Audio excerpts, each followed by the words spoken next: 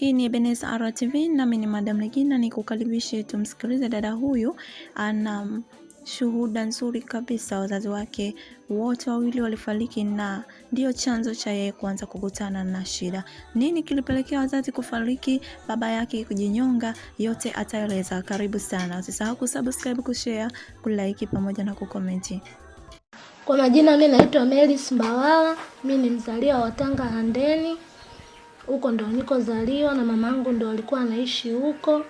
Lakini kipindi nakuwa nilijikuta tu nakuwa nalelewa na ndugu zangu, ndugu upande wa kwa mama, ambao ndo hao ndugu zangu walikuwa wananilea, ndo ambao walikuwa nakaa na mama yangu.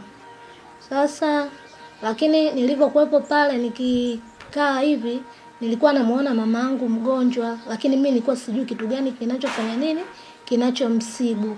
Watu waliokuwa kama majirani wanakuja kumwangalia mamangu wakiuliza kwani mama yake na Mary amepatwa na nini?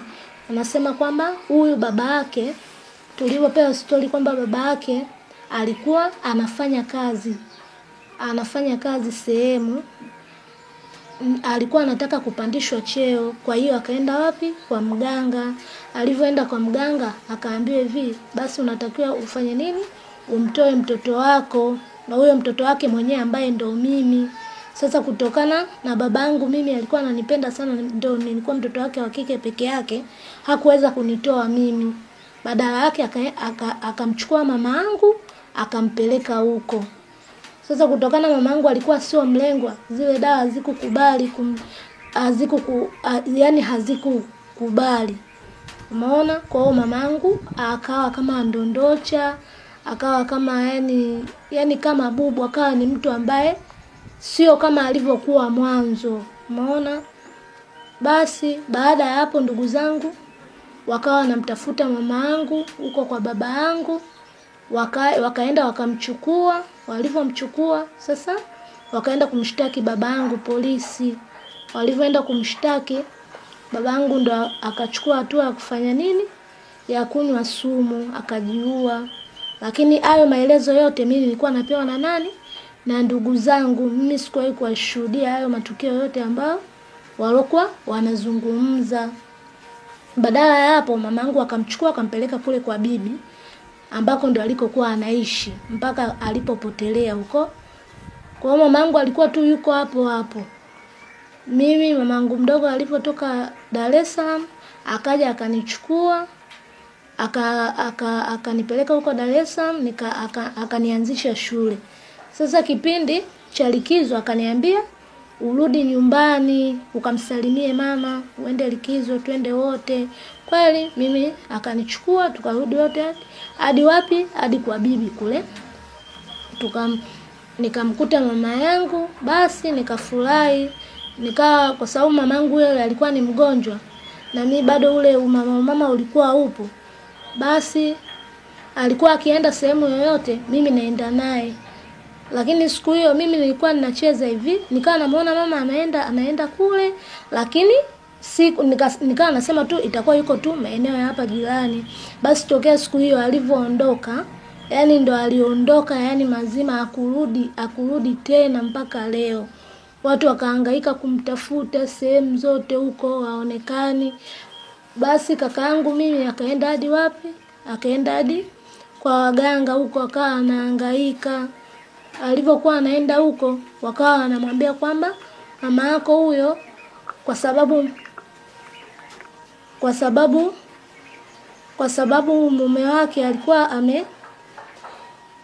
alikuwa amefariki, alafu ameacha mashamba alikuwa anayafuatilia. Sasa hayo mashamba ndugu wa upande wa kwa mume wake wanafanya nini? Wanataka kuzichukua hizo mali, na ndio maana wamefanya nini?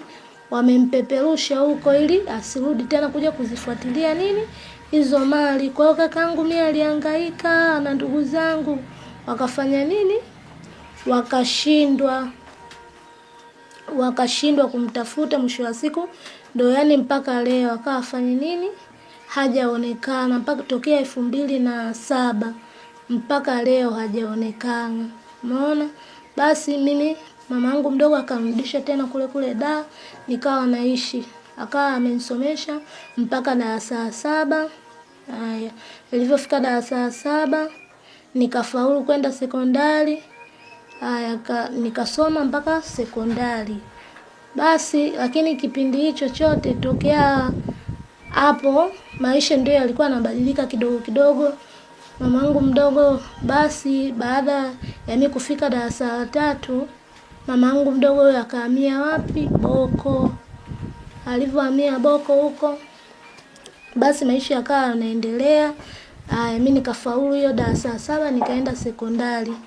Lakini baada ya hapo mamangu mdogo akawa amfanya nini? Amebadilika. Amekuwa sio yule mtu ambaye kama mwanzo alikuwa ananipenda vizuri. Akawa tu amebadilika, mambo mengi tu ananifanyia. Umeona? Kwa mfano kama hivi kulikuwa na kazi zile za alikuwa anauza maandazi. Kwa hiyo mimi nilikuwa nikirudi shule vile namsaidia kutengeneza yale maandazi kuanzia ile jioni tunayachoma kabisa usiku ile kama saa 5. Umeona, ndio tunalala. Tukiamka tena saa 11 tunaamkia hiyo kazi. Lakini mimi kwa sababu ilikuwa ni mamangu mdogo, mimi nilikuwa nafanya nini? Navumilia tu. Umeona? Basi ikaenda hivyo hivyo maisha yakaenda. Basi mamangu mdogo akawa hivyo hivyo tu ananibadilikia, mara saa nyingine ananiambia kwamba kwanza wewe sio ndugu yetu. Nikimkosea tu kidogo ananiambia kwanza wewe sio ndugu yetu, tunakusaidia tu. Tunashangaa sijui unafanya vitu vya ajabu. Umeona? Hata nikimfanyia kitu kidogo tu ananiambia kwanza wewe sio ndugu yetu. Tunakusaidia tu, tunaona hapa tu unatuletea mzigo. Umeona? Basi mimi nikawa navumilia tu kwa sababu mimi nilishajua kwamba kama sio ndugu zangu basi, maana hata huo ndugu wenyewe nilikuwa nasikia babu yangu mimi na babu yao wale wakina mamdogo ambao mimi nawaita mamdogo ndo ndugu. Kwa hiyo hata yule bibi ambaye nimemkuta kule anamlea mamangu yule, mimi sio bibi yangu mzazi. Kwa hiyo ndugu upo huko kwa mababu huko. Umeona? Kwa hiyo ilikuwa ni haki yao kusema mimi sio ndugu yao yule wa damu, ananisaidia. Na wakati huo upande wa kwa baba walikuwa hata wanijali kwa chochote.